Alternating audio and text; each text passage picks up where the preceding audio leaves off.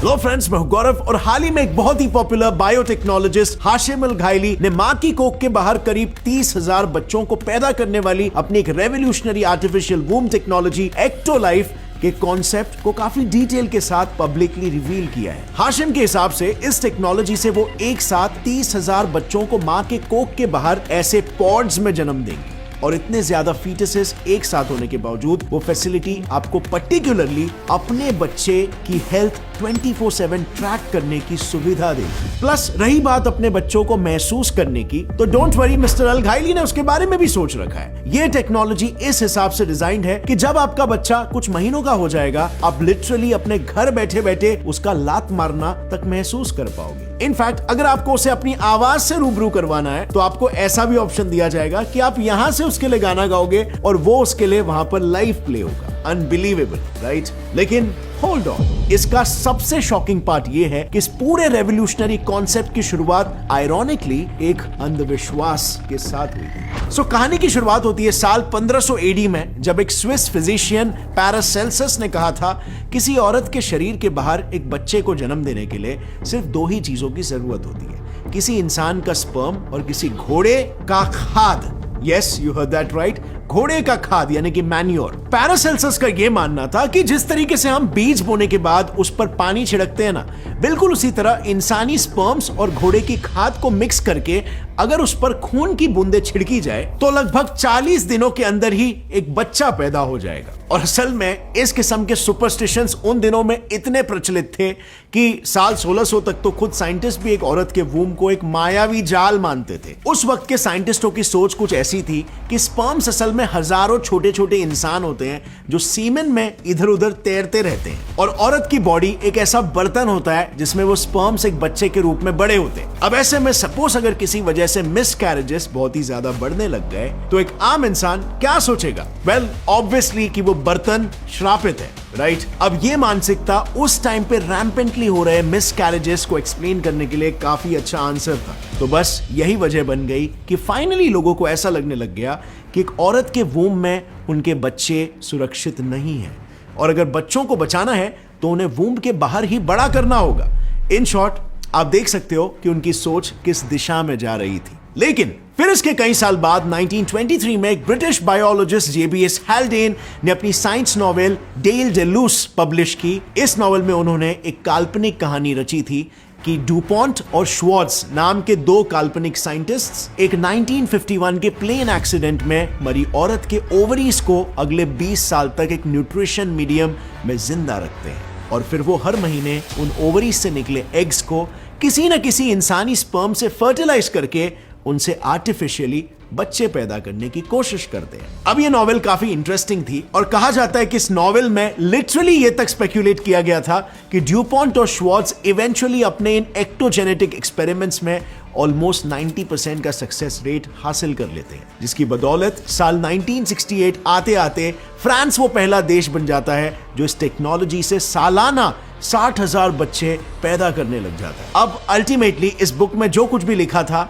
वो थी तो एक कहानी, राइट, एक नॉवेल, बट जेबीएस हैल्डेन को कहां पर यह पता था कि इस नॉवेल के ठीक 100 साल बाद एक्टो लाइफ टेक्नोलॉजी जन्म लेने वाली है जो बच्चों को बिल्कुल उसी तरीके से ग्रो करेगी आउटसाइड द वूम जैसे उन्होंने नॉवेल में प्रेडिक्ट किया था। पर यह टेक्नोलॉजी भी 100 साल बाद यूं चुटकियों में डेवलप नहीं हुई। असल में एक्टो लाइफ फैसिलिटी में बच्चों को जिस तरीके से ग्रो किया जाने वाला है वो साल 1996 में परफॉर्म्ड दुनिया के पहले सक्सेसफुल लेकिन काफी वियर्ड से एक्टोजेनेसिस एक्सपेरिमेंट पर आधारित है, जो एटलीस्ट 13 बकरियों की जान लेकर किया गया। इस एक्सपेरिमेंट में बेसिकली साइंटिस्टों ने बकरियों के 14 फीटसेस लिए थे और उन्हें उनकी मां के एमनियोटिक फ्लूइड में रखा था। ऐसा करने पर कहा जाता है कि कुछ ही हफ्तों में उन साइंटिस्टों ने एटलीस्ट एक बकरी को सक्सेसफुली डिलीवर कर लिया था। सो फिर क्या था? इसी प्रोसेस को मिस्टर हाशिम अल घायली ने इंसानों के लिए कॉन्सेप्चुलाइज करके एक्टो लाइफ फैसिलिटी दुनिया के सामने पेश की। उन्होंने सोचा कि उनके इस फैसिलिटी में पहले तो कुछ इस इस तरह के हजारों पॉड्स एक आर्टिफिशियल वूम की तरह काम करेंगे और फिर उनमें बेबी को ग्रोथ और एक इन्फेक्शन फ्री एनवायरनमेंट देने के लिए एक आर्टिफिशियल एमनियोटिक फ्लूइड भरा जाएगा। ये इसीलिए क्योंकि एमनियोटिक फ्लूइड बेसिकली माँ के शरीर में मौजूद पानी और बेबी के यूरिन के मिश्रण से बनता है और इसीलिए इसकी मदद से माँ से बेबी को कुछ जरूरी ग्रोथ फैक्टर्स, हार्मोन्स और एंटीबॉडीज मिलते हैं। पर जैसे कि आप देख सकते हो, एमनियोटिक फ्लूइड के लिए माँ के बॉडी में मौजूद पानी बहुत जरूरी होता है और इसी प्रॉब्लम के सोल्यूशन के लिए एक्टोलाइफ के फाउंडर ने इस पानी को लैक्टेट रिंगर्स सोल्यूशन से रिप्लेस करने का सोचा।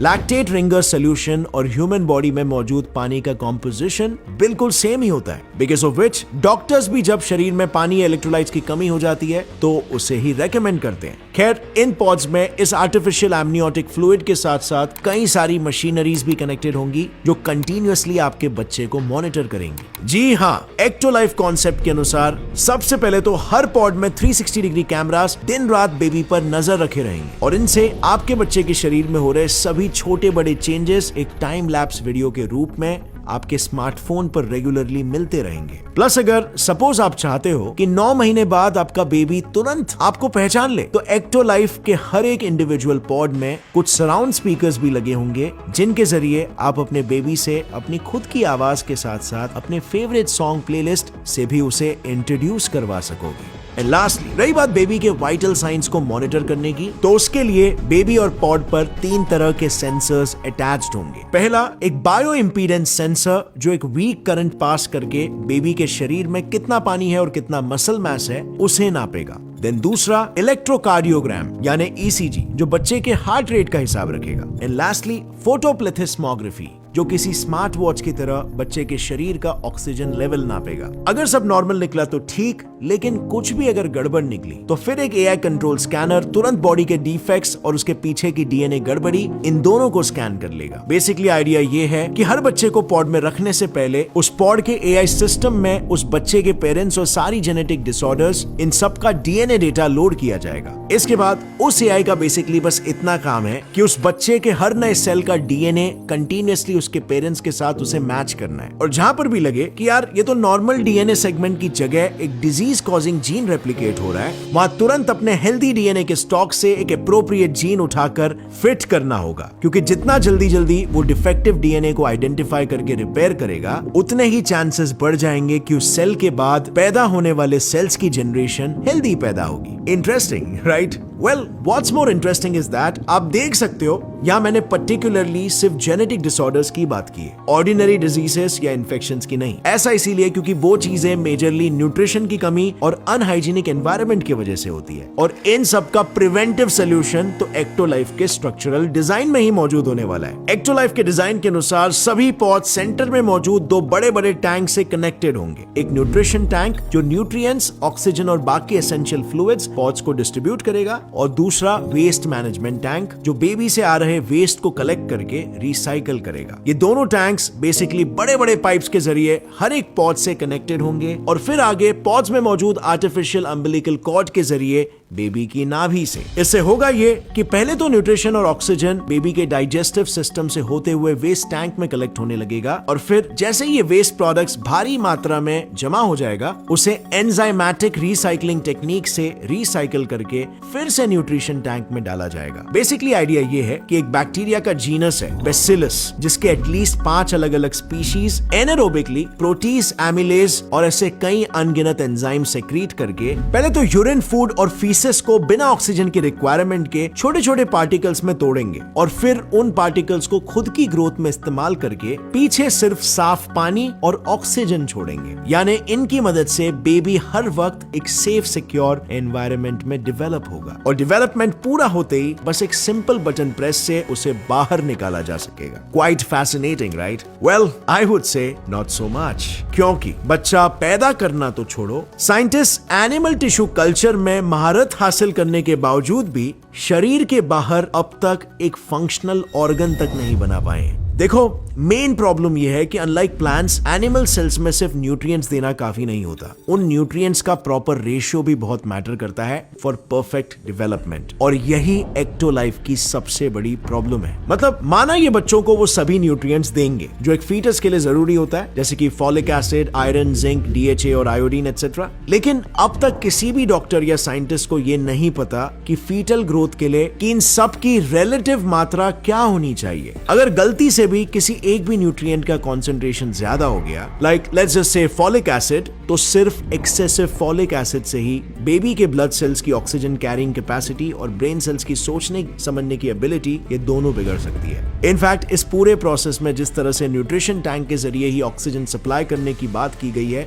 वो खुद भी किसी बच्चे के डेवलपमेंट के लिए प्रॉब्लमैटिक है, क्योंकि as you all know oxygen एक गैस है और वो आसानी से लिक्विड में डिसॉल्व नहीं होती। उसका डिसोल्यूशन बेसिकली उसके मॉलिक्यूल्स के ऊपर कितना लिक्विड का वजन है इस पर डिपेंड करता है। जितना ज्यादा वजन उतना ही ज्यादा प्रेशर, और जितना ज्यादा प्रेशर उतना बेटर डिसोल्यूशन। अब ऐसे सिस्टम में क्या आपको एक प्रॉब्लम नजर नहीं आ रहा? जैसे जैसे न्यूट्रिशन टैंक खाली होगा, ऑक्सीजन मॉलिक्यूल्स पर से प्रेशर घटने लगेगा और वो गैस के रूप में टैंक के ऊपरी लेयर्स में जमा होने लगेंगे। यानी अब हर एक बूंद जो बेबी तक न्यूट्रिशन लेके जाएगा, उसमें समय के साथ ऑक्सीजन का कॉन्सेंट्रेशन कम और कम होता चला जाएगा और इससे बेबी का दम घुट सकता है। अब देखो, ऐसा बिल्कुल हो सकता है कि इस बारे में उन्होंने ऑलरेडी सोल्यूशन सोच रखे हैं, क्योंकि ये पूरी टेक्नोलॉजी अभी कॉन्सेप्ट स्टेज पर है। लेकिन फिलहाल के लिए उन्होंने जितना भी अपनी कॉन्सेप्चुअल फैसिलिटी के डिटेल्स रिवील किए हैं, उसमें ऐसे किसी सोल्यूशन के बारे में बात नहीं की गई है, क्योंकि इसमें एक और एक प्रॉब्लम यह भी हो सकती है कि इस ऑक्सीजन प्रॉब्लम का डायरेक्ट असर उन बच्चों के आरबीसीज के फॉर्मेशन पर पड़े और कोई ऐसा ब्लड ग्रुप टाइप पैदा हो जाए जो काफी रेयर और डेंजरस हो। यस, काफी सारे एबनॉर्मल और यूनिक ब्लड ग्रुप्स के पीछे ऑक्सीजन भी एक रीजन होता है, लेकिन इसके अलावा भी कई सारे बहुत इंटरेस्टिंग रीजंस हैं जिस पर हमने एक वीडियो बनाई है। आप इस वीडियो पर क्लिक कर सकते हो और उसे चेकआउट कर सकते हो। साथ ही अगर आपको इस वीडियो से कुछ भी नया सीखने मिला, एक लाइक जरूर ठोकना। Gates and fly science channel को भी सब्सक्राइब कर लो और बेल नोटिफिकेशन दबाओ, ताकि आगे आने वाली हमारी कोई भी वीडियो की अपडेट आप मिस ना कर सको। As always friends, stay curious, keep learning and keep growing. जय हिंद।